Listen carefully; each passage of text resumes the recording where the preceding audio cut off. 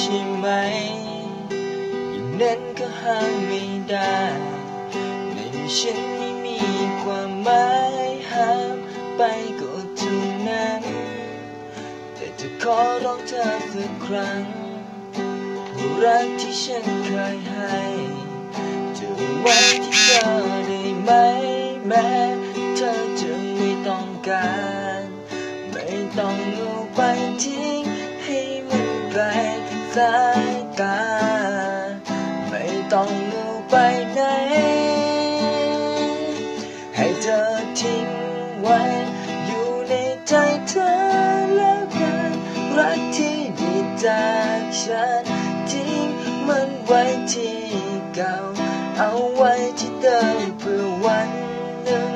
หากเธอต้องไม่เหลือใครเธอยังเหลือฉันอยู่ให้รู้ว่าเธอนั้นมีฉันอยู่ในใจ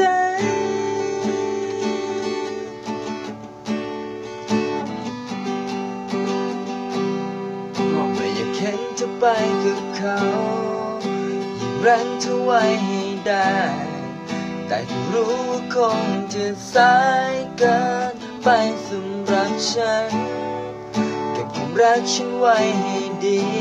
อยู่ในที่เธอร้องไห้หากเธอคนหัวใจจะรู้ว่าเธอยังคงมีฉันไม่ต้องเอาไปทิ้งให้มันไกลหมดทาง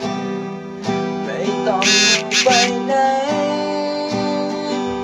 ให้เธอทิ้งไว้อยู่ในใจเธอแล้วกันรักที่ดีจากฉันทิ้งมันไว้ที่เก่าเอาไว้ที่เดิมเพื่อสักวันหากเธอต้องไม่เหลือใคร